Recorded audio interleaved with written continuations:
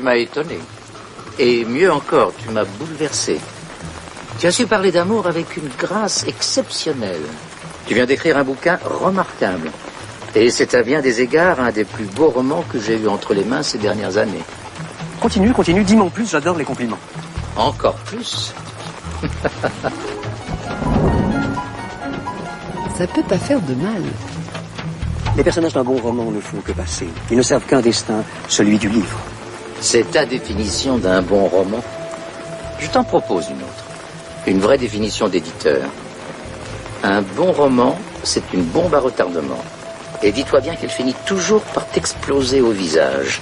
Que ce soit un succès ou un flop. Lecture proposée par Guillaume Gallienne. Ça peut pas faire de mal.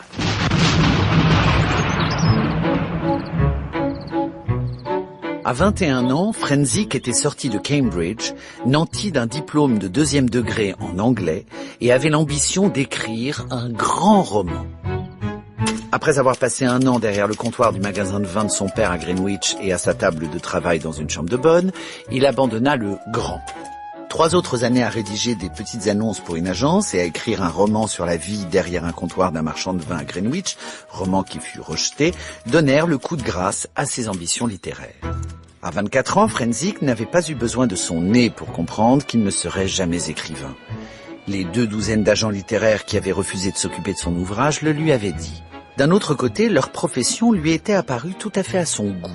Les agents littéraires, de toute évidence, menaient une vie intéressante, confortable et profondément civilisée.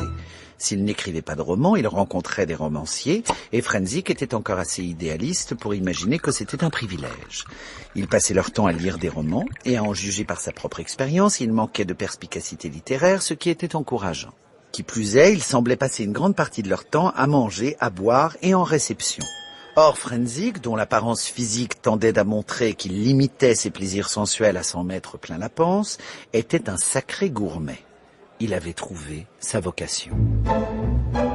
Ce ton railleur et sans concession est celui d'un grand humoriste anglais que nous avons déjà eu le plaisir de citer dans cette émission, l'écrivain satiriste Tom Sharp.